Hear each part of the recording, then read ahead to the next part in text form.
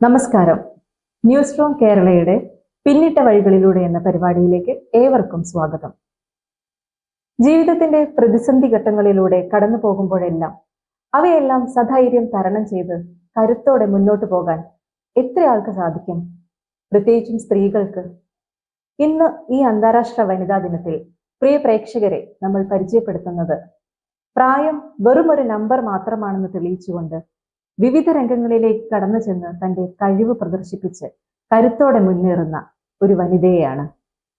നീന്തൽ, driving, ആനക്കമ്പം, gym, yoga എന്നിവയെല്ലാം ഒരു പാഷനായി കൊണ്ട് നടക്കുന്ന റിട്ടയർഡ് അധ്യാപിക KP ഗിരിജ ടീച്ചർ. സ്നേഹാദരങ്ങളോടെ സ്വാഗതം ചെയ്യാം ഗിരിജ ടീച്ചറെ. സ്വാഗതം ടീച്ചർ. അപ്പൊ നമുക്ക് സ്കൂൾ കാലഘട്ടത്തിൽ തന്നെ തുടങ്ങാം. ടീച്ചർ നേരത്തെ പറഞ്ഞല്ലോ എന്നോട്, എന്നെ പഠിപ്പിച്ച ടീച്ചർമാരെല്ലാം എന്നെ ഓർക്കുന്നുണ്ടെന്ന്. ഒന്നുകിൽ രണ്ട് തരത്തിലാണ് കുട്ടികളെ ഓർക്കുക ടീച്ചർമാർ. ഒന്നുകിൽ ഭയങ്കര വികൃതിയായിട്ടുള്ള കുട്ടികളെ എപ്പോഴും ഓർക്കാൻ ചാൻസ് ഉണ്ട്, അതല്ലെങ്കിൽ നന്നായിട്ട് പഠിക്കുന്ന കുട്ടികളെ. അപ്പൊ ടീച്ചർ ഏത് മേഖലയിലാണ് കഴിവ് തെളിയിച്ചത്? ടീച്ചർ സ്പോർട്സിൽ കൂടുതൽ കമ്പം ഉണ്ടെന്ന് പറഞ്ഞു. അതായത് പ്രൈമറി കാലഘട്ടത്തിൽ സ്കൂൾ തലത്തിലൊക്കെ സ്പോർട്സിൽ എനിക്ക് ഭയങ്കര കമ്പായിരുന്നു. ഏതൊക്കെ ഓട്ടത്തിലാണ് പങ്കെടുത്തത്? ഓട്ടത്തിലുണ്ടായിരുന്നു, അതേപോലെ ഹൈ ജമ്പ്, ഈ രണ്ടെണ്ണത്തിലായിരുന്നു സ്പോർട്സ് തലത്തിൽ ഞാൻ പങ്കെടുക്കാറ്. പിന്നെ കലാരംഗങ്ങളിൽ കഥാപ്രസംഗം എനിക്ക് ഭയങ്കര ഇഷ്ടമുള്ള ഒന്നായിരുന്നു. അത് സ്കൂളിൽ നിന്ന് തന്നെ ഒരു മാഷായിരുന്നു എന്നെ പഠിപ്പിച്ചത്. മേളകൾക്കൊക്കെ പോയിട്ടുണ്ടായിരുന്നു. അതെ. അപ്പൊ അതുകൊണ്ട് തന്നെ എല്ലാവരും നല്ല ടീച്ചേഴ്സൊക്കെ നല്ല സപ്പോർട്ടായിരിക്കും. ടീച്ചേഴ്സൊക്കെ നല്ല സപ്പോർട്ടായിരുന്നു. പിന്നെ പഠിക്കാൻ നമ്മൾ ഏവറേജ് ആയിരുന്നു. അങ്ങനെ നല്ലോണം പഠിക്കുന്ന ഒരു വിദ്യാർത്ഥിനി എന്ന് അതൊന്നും ഉണ്ടായിരുന്നില്ല. തൊണ്ണൂറുകളുടെ കാലഘട്ടത്തിലെ ഞാനൊക്കെ കുട്ടിക്കാലത്ത് കേട്ടിട്ടുണ്ട്, ടീച്ചർ ഗിയർലെസ് വണ്ടി ആദ്യമായിട്ട് ഇവിടെ ഓടിക്കുന്നത് ടീച്ചറാണെന്നുള്ളത്. ടീച്ചർ ഓടിച്ചു പോകുന്ന കാഴ്ചയും ഞാൻ കണ്ടിട്ടുണ്ട്. അപ്പൊ അന്നേരത്തെ ആ ഒരു എക്സ്പീരിയൻസ് എങ്ങനെയാണ് ഒരു വണ്ടി ഓടിക്കണം എന്നുള്ളൊരു ചിന്തയിലേക്ക്, പ്രത്യേകിച്ച് ആണുങ്ങൾ മാത്രമാണല്ലോ വണ്ടി ഓടിച്ചുകൊണ്ടിരുന്നത് ആ സമയത്തൊക്കെ. അപ്പം ആ കൈനറ്റിക് ഹോണ്ട എന്നുള്ള ഒരു വണ്ടി ഇറങ്ങിയ സമയത്ത് തന്നെ ടീച്ചർ അത് വാങ്ങി ഓടിച്ച് അല്ലെ, വളരെ എല്ലാവരും അത്ഭുതപ്പെടുത്തിക്കൊണ്ട് ഇങ്ങനെ പറന്നു പോകുന്ന ഒരു കാഴ്ച. എങ്ങനെയായിരുന്നു ടീച്ചർക്ക് ആ ഒരു എക്സ്പീരിയൻസ് ഒന്ന് പങ്കുവെക്കാമോ? ഞാൻ ഒരു സ്കൂളിൽ വർക്ക് ചെയ്യുന്ന ഒരു കാലഘട്ടമായിരുന്നു അത്. ആ സ്കൂളിലേക്ക് പോകാൻ എൻ്റെ വീട് ബാലുശ്ശേരി വട്ടുളി ബസാറിലാണ്.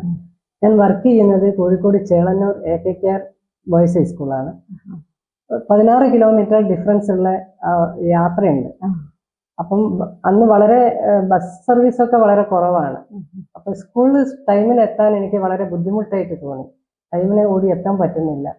അപ്പൊ ആ സമയത്താണ് ഞാൻ ഒരു 2 വീലർ പഠിച്ചു കഴിഞ്ഞാൽ എനിക്ക് അതിന്റെ സൗകര്യം ടൈമിന് സ്കൂളിൽ എത്താൻ പറ്റും എന്നുള്ള എന്റെ ചിന്തയാണ് ഈ 2 വീലർ പഠിക്കുന്നതിലേക്ക് എന്നെ എത്തിച്ചത്. അന്ന് സ്വന്തമായിട്ട് വണ്ടി വാങ്ങി പഠിച്ച് പുതിയ വണ്ടി വാങ്ങിയിട്ടാണ് ഞാൻ ഓടിക്കുന്നത്. പിന്നീട് ആ കൈനറ്റിക് ഹോണ്ട എങ്ങനെ ബുള്ളറ്റിലേക്ക് എത്തിയത്? ഇപ്പൊ ബുള്ളറ്റ് ഓടിച്ചു പോകുന്നത് ആണല്ലോ കാണുന്നത്. ഞാൻ കൈനറ്റിക് ഹോണ്ട ഓടിക്കുന്ന ആ സമയത്ത് വളരെ അത്ഭുതത്തോടെയാണ് എന്നെ എല്ലാവരും നോക്കിക്കൊണ്ടിരുന്നത്. എന്തെങ്കിലും അനുഭവങ്ങൾ പറയാനുണ്ടോ? ടീച്ചേഴ്സ് അല്ലെങ്കിൽ ആൾക്കാരിൽ നിന്ന് വളരെ കുശുമ്പോടെ നോക്കിക്കൊണ്ടിരുന്നുണ്ടോ? അതെ, വളരെ അസൂയപ്പെട്ട് തന്നെ നോക്കിയ ആൾക്കാരൊക്കെ ഉണ്ട്. ഈ 16 കിലോമീറ്ററിനുള്ളിൽ പല ബസ് സ്റ്റോപ്പുകളിലും ആൾക്കാർ ബസ്സിന് വെയിറ്റ് ചെയ്ത് നിൽക്കുന്ന ആ ഒരു സമയത്ത് ഞാൻ മാത്രം ഒരു 2 വീലറിൽ ഇങ്ങനെ വളരെ സ്പീഡിലൊക്കെ ആയിരുന്നു അന്ന് ഓടിച്ചു പോകുന്നത്.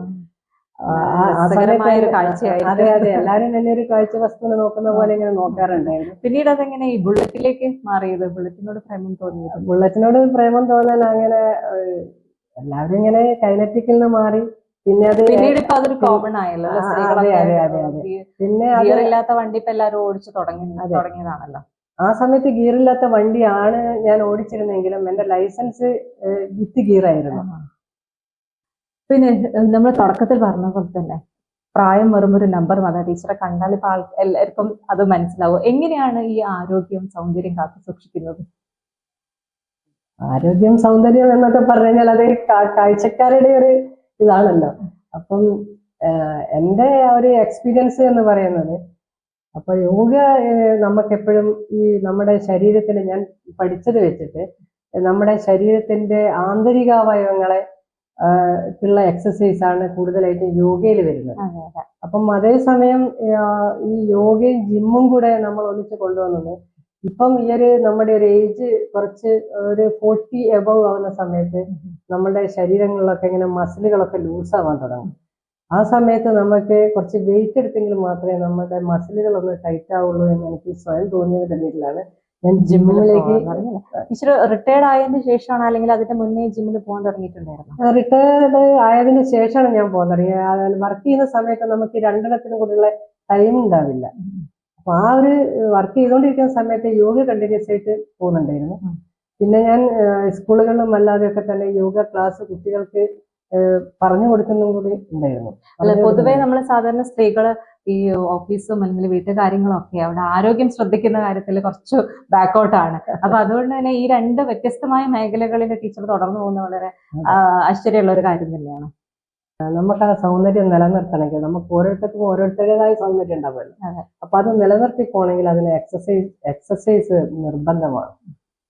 വ്യായാമം ഉണ്ടെങ്കിൽ മാത്രമേ നമ്മുടെ ശരീരത്തിനെ നമുക്ക് ഒരു പരിധി വരെ നിലനിർത്തി കൊണ്ടുപോകാൻ പറ്റുള്ളൂ. അത് അസുഖത്തിൽ നിന്നാണെങ്കിലും സൗന്ദര്യത്തിൽ നിന്നാണെങ്കിലും ഒക്കെ സംരക്ഷിക്കാൻ വ്യായാമത്തിന് മാത്രമേ കഴിയുള്ളൂ. അതെ, പൊതുവെ സ്ത്രീകൾ എങ്ങനെയാന്ന് വെച്ചാൽ നമ്മളിപ്പോ വീട്ടിൽ തന്നെ ജോലി കഴിഞ്ഞ് ഒരുപാട് നടക്കുന്നുണ്ടല്ലോ, അത് മതിയല്ലോ, ഇനി വേറൊരു എക്സസൈസിന്റെ ആവശ്യമില്ല എന്നൊക്കെ ചിന്തിക്കുന്ന ആൾക്കാർ. അപ്പൊ തീർച്ചയായിട്ടും എല്ലാവരും എക്സസൈസ് ഒക്കെ ചെയ്യണം എന്ന് തന്നെയാണ് ടീച്ചർ പറയുന്നത്. അപ്പൊ നിർബന്ധമായിട്ടും നമ്മൾ നമ്മുടെ ശരീരത്തിന് ആവശ്യമായ വ്യായാമം ഒരു ഡെയിലി ഒരു 15 മിനിറ്റ് എങ്കിലും നമ്മൾ അതിനുള്ള ഒരു സമയം കണ്ടെത്തുക എന്നുള്ളതാണ് ചെയ്യേണ്ടത്. ഓക്കെ, അപ്പൊ വളരെ നല്ലൊരു നിർദ്ദേശമാണ് അത്. പിന്നെ ടീച്ചർ എങ്ങനെയാണ് ഹോബീസ് ഒക്കെ എങ്ങനെയാണ് ടീച്ചർ? ഹോബീസ് എനിക്ക് യാത്ര ഭയങ്കര ഇഷ്ടമാണ്. ഒരുപാട് യാത്രകൾ എന്ന് പറഞ്ഞു കഴിഞ്ഞാൽ ഇപ്പം കൂടുതൽ യാത്ര ചെയ്യുന്ന ഞാനൊരു 2 വർഷത്തിൽ കൂടുന്ന സമയത്ത് ഞാൻ US പോകാറുണ്ട്. എന്റെ മകൾ അവിടെയാണ്. അപ്പം അവിടെ പോകും. അതല്ലാതെ വേറെ ഒറ്റയ്ക്കുള്ള യാത്രകൾ അങ്ങനെ വല്ലതും? ഒറ്റയ്ക്കുള്ള യാത്ര ട്രെൻഡ് ആണല്ലോ, ലേഡീസ് ഒരു കൂട്ടം ലേഡീസ് ഒക്കെ പോകുന്ന യാത്രകളാണല്ലോ. അങ്ങനെ യാത്ര ചെയ്യാറുണ്ട്. ഞാനിപ്പം ഞങ്ങൾക്കൊരു പെണ്ണകം എന്ന് പറയുന്ന ഒരു സംഘടന ഉണ്ട് ബാലുശ്ശേരിയിൽ. അപ്പം ആ ഒരു സംഘടനയിലെ ഇടയ്ക്ക് ചെറിയ ചെറിയ യാത്രകളൊക്കെ സംഘടിപ്പിക്കുന്നുണ്ട്. ലോങ് യാത്രകളും ഉണ്ടാവാറുണ്ട്. ഞാൻ ചെറിയ യാത്രകളിലൊക്കെ ഞാൻ പങ്കെടുക്കാറുണ്ട്. ലോങ് യാത്രയ്ക്ക് ഞാൻ പോയിട്ടില്ല അവരുടെ കൂടെ. പിന്നെ ടീച്ചർ ഒരു കാര്യം ഞാൻ കണ്ടത് എനിക്ക് വളരെ അത്ഭുതമായിട്ട് തോന്നിയത് ടീച്ചറുടെ ഒരു ആനക്കമ്പത്തിനെ കുറിച്ചാണ്. എങ്ങനെയാണ് ഈ ആന, നമ്മൾ പൊതുവെ ആനനെ എല്ലാവർക്കും ഭയങ്കര ഇഷ്ടമാണ്, ഒന്ന് തൊടണം എന്നൊക്കെ ആഗ്രഹം ഉണ്ടായിരുന്നു. എന്നാലും ടീച്ചറുടെ ആ വീഡിയോ കണ്ടപ്പോ ഞാൻ ശരിക്കും ഞെട്ടി.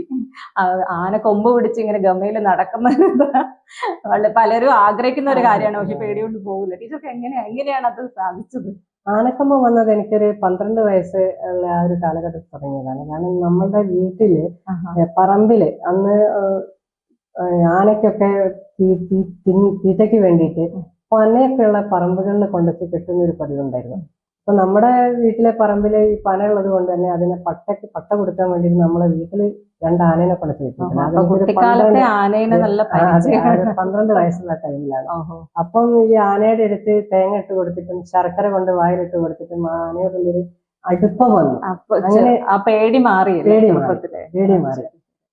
ആ ഒരു ആനക്കമ്പമാണ് പിന്നെ ഇപ്പോഴും എന്റെ മനസ്സിൽ ആനേനെ കണ്ടു കഴിഞ്ഞാൽ ഞാൻ എങ്ങനെങ്കിലും ഈ ആനയുടെ അടുത്തെത്തും.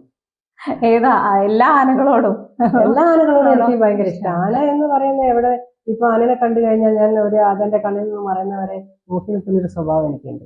പിന്നെ ചോദിക്കാനുള്ളത്, ആനപ്പുറത്ത് കയറിയ എക്സ്പീരിയൻസ് എങ്ങനെ ഉണ്ടായിരുന്നു? അതെന്റെ ഒരു ആഗ്രഹമാണ് ആനപ്പുറത്ത് കയറുന്നത്. പക്ഷെ ആനപ്പുറത്ത് കയറുക എന്ന് പറയുന്നത് അത് സ്ത്രീകളെ സംബന്ധിച്ച് അതിന്റെ ആനയുടെ പുറത്തേക്ക് കയറിയെത്താൻ അതൊരു നിഷ്പ്രയാസം കയറാൻ പറ്റുന്ന ഒന്നല്ല. അത് റിസ്ക് ആണ്. എന്നാലും ടീച്ചർ അത് കയറി സാധിച്ചു. വളരെ അഡ്വഞ്ചറസ് ആയിട്ടുള്ള കാര്യങ്ങൾക്കൊക്കെ ടീച്ചർക്ക് താല്പര്യം കൂടുതലാണെന്ന് ഇപ്പൊ മനസ്സിലായല്ലോ. അപ്പൊ ടീച്ചർ നീന്തൽ പഠിച്ചിട്ടുണ്ട്, സ്കൈ ഡൈവിങ് ചെയ്തിട്ടുണ്ട്. ഇതിനെ കുറിച്ച് നമുക്ക് ടീച്ചറോട് തന്നെ ചോദിക്കാം. നീന്തൽ പഠിക്കേണ്ട ഒരു ആവശ്യകതയെ പറ്റി ടീച്ചർ എന്ത് പറയുന്നു? ഇപ്പൊ നമ്മൾ എല്ലാ വർഷവും സ്ഥിരമായിട്ട് നമ്മൾ കേട്ടുകൊണ്ടിരിക്കുന്നതാണ്, വിനോദസഞ്ചാരങ്ങൾക്ക് പോകുന്നതിനിടയിൽ കുട്ടികൾ ഒഴുക്കിൽപ്പെട്ടു പോകുന്നു എന്നൊക്കെയുള്ള വാർത്തകൾ സ്ഥിരം നമ്മൾ കേൾക്കുന്നുണ്ട്. അപ്പം നമ്മൾ ഓരോരുത്തരും വിചാരിക്കുമ്പോൾ നീന്തൽ പഠിക്കുന്ന ഓരോ കുട്ടിക്കും സ്കൂൾ തലത്തിൽ നിന്ന് ഇതിന്റെ ഒരു ബേസ് കൊടുക്കണം എന്നുള്ളത് നമ്മൾ പലപ്പോഴും ചിന്തിച്ചു പോകുന്ന ഒരു കാര്യമാണ്. അപ്പൊ ടീച്ചർക്ക് ഈ നീന്തൽ പഠിക്കേണ്ട ഒരു ആവശ്യകത എങ്ങനെ തോന്നിയത്? കുട്ടിക്കാലത്തെ പഠിച്ചതാണോ? ഞാൻ വളരെ ചെറുപ്പത്തിലെ ഒരു 4 വയസ്സായതുപോലെ ആ സമയത്തുള്ള ഓർമ്മ എനിക്കുള്ളൂ. ഞങ്ങൾക്ക് വീടിന്റെ മുമ്പിൽ തന്നെ ഒരു തോടുണ്ടായിരുന്നു. ഈ തോട്ടിൽ കൊണ്ടുവച്ചിട്ട് എന്റെ അമ്മാവനാണ് എന്നെ നീന്തൽ പഠിപ്പിച്ചത്. അപ്പൊ അങ്ങനെ ചെറുപ്പത്തിലെ വളരെ ചെറുപ്പത്തിലെ അതെ, വളരെ ചെറുപ്പത്തിലെ ഞാൻ നീന്തുന്നുണ്ടായിരുന്നു. അത് ഇപ്പോഴും കണ്ടിന്യൂ ചെയ്യുന്നുണ്ട്. ഇപ്പോഴും ഞാൻ പൂളുകളിലൊക്കെ പോയാൽ നന്നായിട്ട് നീന്താറുണ്ട്. അപ്പൊ ഇപ്പൊ ഞാൻ പറഞ്ഞ പോലെ ഓരോ കുട്ടിക്കും നീന്തൽ പഠിക്കേണ്ട ഒരു ആവശ്യകത പറ്റി ടീച്ചർ എന്താ പറയാനുള്ളത്? അത് നീന്തൽ പഠിക്കുന്നതിനെ പറ്റിയിട്ടുള്ള ഒരു ആവശ്യകത എന്ന് പറഞ്ഞാല്, ഞാനൊരു ടീച്ചർ എന്നുള്ള നിലയ്ക്ക് എനിക്കൊരു നിർദ്ദേശം കൂടെ ഉണ്ട്. സ്കൂൾ തലങ്ങളിൽ ശരിക്കും ഒരു നീന്തൽ പരിശീലന ക്ലാസ്സുകൾ നിർബന്ധമാക്കണം എന്നുള്ള ഒരു അഭിപ്രായം ഞാൻ ഈ ഒരു അവസരത്തിൽ പറയുകയാണ്. അതെ, അത് തന്നെയാണ്, അതാണ് നമുക്ക് പറയാനുള്ളത് അല്ലെ. ഓരോ കുട്ടിയും സ്കൂൾ തലത്തിൽ തന്നെ ആ ഒരു നീന്തൽ പഠിപ്പിക്കണം എന്നുള്ളത് തന്നെയാണ്. പിന്നെ ടീച്ചർ സ്കൈ ഡൈവിംഗ് ചെയ്ത ഒരു എക്സ്പീരിയൻസ് എങ്ങനെയായിരുന്നു? സ്കൈ ഡൈവിംഗ് ഞാൻ ചെയ്തത് കണ്ണൂർ പയ്യാമ്പലം ബീച്ചിൽ വെച്ചിട്ടാണ്. അതിന് നമുക്ക് ബോഡി സേഫ്റ്റി അവര് ചെയ്തു തരും. അതിന്റെ ശേഷം ഒരു ജീപ്പിലാണ് ഇത് കെട്ടി വെക്കുന്നത്. അപ്പൊ ഈ ജീപ്പ് ഇങ്ങനെ മുന്നോട്ട് പോകുന്നതിനനുസരിച്ച് നമ്മളെ ഈ സാധനം ഇങ്ങനെ പൊങ്ങുക ചെയ്യുക, ആകാശത്തേക്ക് ഇങ്ങനെ ഏകദേശം ഒരു 2 തെങ്ങിന്റെ ഒക്കെ ഉയരത്തിൽ ഇതിങ്ങനെ പൊങ്ങും. അപ്പം ബീച്ചിന്റെ സൈഡിൽ നമ്മളിങ്ങനെ പൊങ്ങിയിട്ട് നമുക്കതൊരു വല്ലാത്തൊരു അനുഭവമാണ്. പേടിയൊന്ന് പൊങ്ങുമ്പോ ചെറിയൊരു ഇതുണ്ടാവും. പക്ഷെ അത് നമ്മുടെ ഉള്ളിൽ ആ ഒരു ധൈര്യം ഉള്ളത് കൊണ്ട് ഇതില് ഭയങ്കര ഹാപ്പിനെസ് ആയിരിക്കും. അത് എൻജോയ് ചെയ്യാന്നുള്ള ആ ഒരു മൂഡിലാണ് നമ്മൾ അതിന് പോകുന്നത്. പക്ഷെ ഒരു സൈഡ് കടലാണ്. ആ സമയത്ത് നമ്മൾ കടലിലേക്ക് ആവൂ എന്നൊക്കെ ഉള്ളൊരു ചിന്ത ഉണ്ടാവും. പക്ഷെ എന്നാലും ഉള്ളിൽ ഹാപ്പിനെസ് ആണ്. എൻജോയ് ചെയ്യാൻ സമയത്ത് അതെ അതെ അതെ അതെ അതൊരു വല്ലാത്തൊരു അനുഭവമായിരുന്നു സ്കൈ ഡൈവിംഗ്. റിട്ടയർഡ് ചെയ്തതിന് ശേഷമാണ് ചെയ്തതല്ലേ. അപ്പൊ നമ്മള് എല്ലാ സ്ത്രീകൾക്കും ഒരു മാതൃകയാണ്. റിട്ടയർഡ് ചെയ്ത് കഴിഞ്ഞ് നമ്മള് ജീവിതം അവിടെ തീർന്നു, അല്ലെങ്കിൽ കുറെ കാലം നമ്മൾ ജോലി ചെയ്തതല്ലേ, ഇനി ഞാനൊന്ന് റെസ്റ്റ് എടുക്കട്ടെ എന്നുള്ള ചിന്തയിലാണ് പല ആൾക്കാരും ഇരിക്കുന്നത്. അപ്പൊ അങ്ങനെയല്ല ചിന്തിക്കേണ്ടത്. അത് കഴിഞ്ഞും നമ്മൾ വളരെ ആക്റ്റീവായിട്ട് തന്നെ എല്ലാ കാര്യങ്ങളിലും പങ്കെടുത്തുകൊണ്ടാണ് ടീച്ചറുടെ ജീവിതം മുന്നോട്ട് പോകുന്നത്. ടീച്ചറുടെ ഫാമിലിയെ കുറിച്ചൊന്ന് പറയാമോ? എൻ്റെ അച്ഛൻ, അമ്മ, പിന്നെ 2 ബ്രദേഴ്സ്, എനിക്ക് 2 കുട്ടികള്, ഒരു മകളും ഒരു മകനും. മക്കളൊക്കെ ഇപ്പൊ എവിടെയാണ്? മകൾ US-ലാണ്, മകൻ ബാംഗ്ലൂരിൽ വർക്ക് ചെയ്യുന്നു. ഇപ്പൊ ടീച്ചർ US-ലേക്ക് ഒറ്റയ്ക്കാണോ? അതെ അതെ, ഞാൻ ഒറ്റയ്ക്കാണ് പോകുന്നത്. അതെ അതെ, ഒറ്റയ്ക്കാണ്. ഇടയ്ക്കിടയ്ക്ക് യാത്ര ചെയ്യേണ്ടി വരും.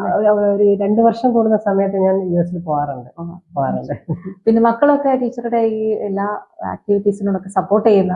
മക്കളെ എല്ലാവരും, എന്റെ ഫാമിലി നല്ല സപ്പോർട്ടാണ്. ടീച്ചർ ഇപ്പോഴും വർക്ക് ചെയ്തുകൊണ്ടിരിക്കുന്നതല്ലേ? മാത്രമേ വർക്ക് ചെയ്തിട്ടുള്ളൂ?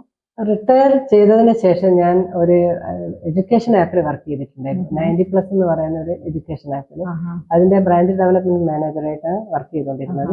ഒരു വർഷക്കാലം അതിൽ വർക്ക് ചെയ്തു. അതിന്റെ ശേഷം ഞാൻ എഡ്യൂക്കേഷൻ കൺസൾട്ടൻസിൽ വർക്ക് ചെയ്തു കാലിക്കറ്റ്. പിന്നെ ഞാൻ US പോയി. തിരിച്ച് ഇടയ്ക്കിടയ്ക്ക് US പോകും. ഒരു ഇടക്കാലം ഒരു 2 years ഞാൻ എവിടെയും വർക്ക് ചെയ്തിട്ടുണ്ടായിരുന്നില്ല. ഇപ്പോൾ ഞാൻ വർക്ക് ചെയ്യുന്നത് നമ്മുടെ ബാലുശ്ശേരി തന്നെയുള്ള KK ഹോസ്പിറ്റൽ, അവിടുത്തെ PRO ആയിട്ടാണ് ഇപ്പോൾ വർക്ക് ചെയ്യുന്നത്. അതെ, റിട്ടയർമെന്റ് കൊടുത്തിട്ടില്ല. സർവീസിൽ നിന്ന് റിട്ടയർമെന്റ് ചെയ്തെങ്കിലും ജീവിതത്തിൽ ടീച്ചർ റിട്ടയർമെന്റ് ഇതുവരെ എടുത്തിട്ടില്ല. ജീവിതത്തിന്റെ ഒരു ഘട്ടത്തിൽ ടീച്ചർ ജീവിതത്തിന്റെ ഡ്രൈവിംഗ് സീറ്റിലേക്ക് ഇരുന്ന് കുടുംബത്തെ മുന്നോട്ട് നയിക്കേണ്ട ഒരു അവസ്ഥ വന്നിട്ടുണ്ടല്ലോ. ആ ഒരു സമയത്ത് മക്കളുടെ പഠിത്തം, അവർക്ക് ഒരു ജോലി അവരെ സ്വന്തം കാലിൽ നിർത്താനുള്ള പ്രാപ്തി ഉണ്ടാക്കുന്നത് വരെയുള്ള ഒരു കാലഘട്ടത്തിൽ കുടുംബങ്ങളും സുഹൃത്തുക്കളും അങ്ങനെ ഒക്കെ സഹായത്തിനുണ്ടായിരുന്നോ? ഞാനൊരു 39 yearsലാണ് ഒരു ഒറ്റപ്പെടുന്ന ഒരു അവസ്ഥ ഉണ്ടായത്. ആ സമയത്ത് എനിക്ക് ഫാമിലിയിൽ നിന്ന് തന്നെയാണ് ഏറ്റവും നല്ല സപ്പോർട്ട് കിട്ടിയത്. എന്നെ ഏറ്റവും കൂടുതൽ സപ്പോർട്ട് ചെയ്തത് എൻ്റെ ബ്രദേഴ്സാണ്. ആ ഒരു സപ്പോർട്ടാണ് ഇന്നും എന്നെ എനർജറ്റിക് ആയിട്ട് ഇപ്പോഴും നിങ്ങൾക്കൊക്കെ എന്നെ കാണാൻ പറ്റും. അതെ, അപ്പൊ ഫാമിലിയുടെ സപ്പോർട്ട് വളരെ പ്രധാനപ്പെട്ട ഒരു കാര്യം തന്നെയാണ്.